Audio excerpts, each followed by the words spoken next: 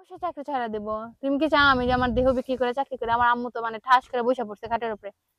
তুই এগুলো কি করছ? আমি কই কি হ্যাঁ আম্মু এটাই সত্যি কথা। আসলে আহ স্যার তো এরকম অফার করতেছে, হয়তো কালকে যায়া ওনারে কিছু কথা শোনাবি। আর আম্মু আমারে শিখাই দিলে যে এগুলা বলবি। কি বলতে বলছিল? হ্যাঁ, বলতে বলছিল কি যে আপনার ক্ষমতা এই গার্মেন্টস এর ভেতরটায়, মানে গার্মেন্টসটা যে জায়গাতে শুধু গেটে থেকে বাইরে একটা মাত্র মানুষকে কল দিব যে আমার এই সমস্যাটা আছে। নাম বলবো না, কারো নাম উল্লেখ করবো না, খালি বলবো যে এটা সমস্যা। আর আম্মা বড় ওনার নাম্বারটা আমারে দিয়ে দিছে, যদি কিছু এটা নিয়ে কিছু হয় জাস্ট গেটে থেকে বেরোবি, একটা কল দিবি, শেষ। আর তোর কোনো কাজ থাকবে না, আর যা করার আমি করে নেবো। আর আম্মা আমাকে এটা বলছে। আমি মানে ওই রকম প্রিপারেশন নিয়ে গেছিলাম। গেছি সরাসরি কোনো লাইন মাইন কিচ্ছু না, এই যে স্যারের রুমে যা সুন্দর করে দাঁড়ায় আছে, স্যার ডুবে 10টা পর্যন্ত আমি স্যারের চেম্বারে এখানে দাঁড়ায় আছি। দাঁড়ায় থাইকা স্যার আসছে। স্যার আপনি যে অফারটা দিছিলেন আমি বলছি, স্যার তো দাঁড়ায় থেকে উঠে গেছে। আমি তোমাকে অফার দিছিলাম, ও তুমি রাজি? আমার হ্যাঁ স্যার রাজি। আমি তখন তো বুঝি না এই জন্য কি বলছে। তো আমি তো তারপরে যখন আমার স্যার বলছে, আমার আম্মু বলছে, তখন তো আমি বুঝা গেছি জন্য আমাকে কি বলছে, স্যার আপনার অফারটাতে রাজি, উনি অনেক খুশি। ও আচ্ছা, তাহলে সমস্যা নাই। তুমি যদি আমাকে খুশি করে দাও তাহলে আমি তোমার একটা অডিটর বানিয়ে দেবো, আমার কোনো সমস্যা নাই। ওই চেক অডিটর হইলে কি স্যালারি ট্যালারি বেশি থাকে অনেক? স্যালারি বেশি থাকে, ফ্রিডম পাওয়া যায়। আমি আচ্ছা আচ্ছা। লাইনে যে 1 ঘন্টায় মনে করেন আপনার 30 পিস 32 পিস বডি চেক করব, আমার অডিটর হলে ঘন্টায় 3 পিস বডি চেক করে খালি ওকে ও বা আচ্ছা আচ্ছা। ওয়াল্টার। তো আরাম না, বসে বসে সময় কাটানো যায় গল্প গুজব করে।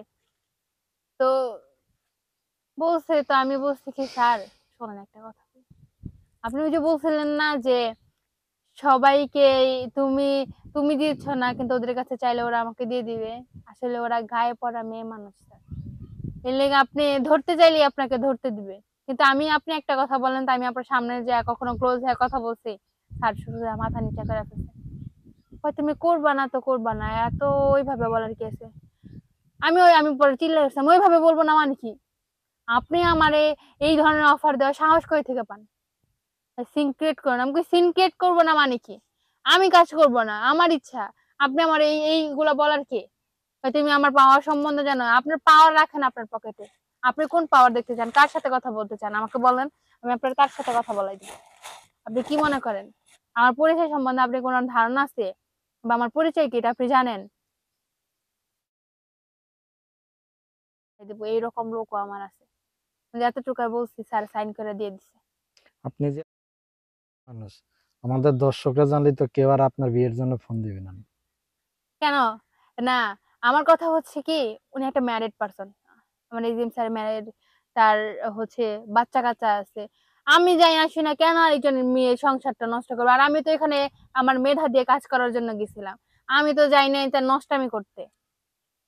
উনি আমাকে নষ্টামি করার অফার কই থেকে দেয়? হাতের 10টা আঙুল কি সমান? উনি ওই মেয়েদের বলছে দেখে আমাকেও বলবে? মানুষ চিনা তো কোনো কিছু বলা দরকার। হুম। তারপরে আর চাকরি শেষ? তারপরে তো উনি সাইন করে দিল না।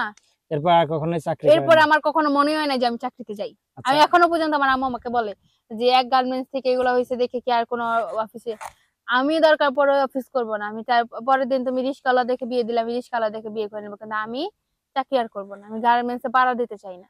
হুম। এক কথাই ভালো, গার্মেন্টস প্ল্যাটফর্মে আমি কখনো পাড়া দিতেই চাই না। আমি জানি আমার এই ভিডিওটা অনেক গার্মেন্টস এর ওনার বা এজিএম ম্যানেজার বা আমার আশেপাশের কলিগরাও দেখতে পারেন। আমার কাছে ডাজেন্ট ম্যাটার, যেটা চলে গেছে সেটা উনি জানে আর আমি জানি। যে কটা আচ্ছা মানুষ আমার সাথে জড়িত ছিল, যেটা শুনছে ওনারাই জানে, আর তো কেউ জানে না। আচ্ছা। এরপরে আর কখনো কি চাকরি করা হয় নাই? চাকরি করা হয় নাই। এখন আমাদের দর্শকদের কাছে কি চাওয়ার আছে আপনার? কি জন্য আসা? দর্শকদের কাছে চাওয়া বলতে যে চাকরিটা তো বাদ, এখন তো বেকার বসে থেকে তো কোনো দরকার নাই। তাহলে বিয়ে টিয়ে করি, একটা ছেলে যদি কেউ আমাকে পছন্দ করে। রুট ব্যবহার করছে এটা না যে আমি হচ্ছে যে অনেক রাগী। রাগী ঠিক আছে, আপনি যদি আকাম না করেন আমি জীবনেও রাগ করবো না, সেটা হচ্ছে এমন। আমি অনেক হাসি খুশি একটা মেয়ে। আমাকে যারা চিনে অবশ্যই যারা জানে যে আমি অনেকটা হাসি খুশি। তা আমাকে যদি কেউ পছন্দ করে থাকেন বা কারোর পছন্দ হয়, বিয়ে করার জন্য কমেন্ট বক্সে আমি একটা নাম্বার দিয়ে দিব আমার পার্সোনাল, সেই নাম্বার আমাকে কল দিবেন, অবশ্যই আমাকে পাবেন। আচ্ছা ঠিক আছে, আমরা বিদায় নেব। বিদায় নেওয়ার পূর্বে দর্শকদের কিছু বলার আছে? দর্শকদের উদ্দেশ্যে একটা কথা বলবো, বিশেষ করে মেয়েদের ক্ষেত্রে আমি একটা কথা বলতে চাই যে আপু, তুমি একটা দিন, আমি যদি ওই দিনটা চুপ করে থাকতাম, আমার এজিএম স্যার সাহস পাইতো আরো 10টা মেয়েকে বলার জন্য। ইভেন আমি বেড়ে আসছি, কিন্তু আমি কখনো লজ্জা বোধ করি নাই যে না আমি প্রতিবাদটা করবো না। সেদিন যদি আমার মা আমার এই শক্তিটা না দিত, তাহলে আমি মনে হয় ওই দিনও কিছু বলতে পারতাম না। আর আমার দেখা দেখে আর 10টা মেয়ে সাহস পাইতো না ওনার সামনে এইভাবে প্রতিবাদ করার। আমি বেরিয়ে আসছি, তার 7 দিন পরে ওনারও অফিস থেকে বের করে দিছে। বুঝছেন তো? তো আপনিও প্রতিবাদ করবেন, কারণ আপনি যদি চুপ থাকেন এই এই প্রভাবটা একটা মেয়ের উপরে পড়বে।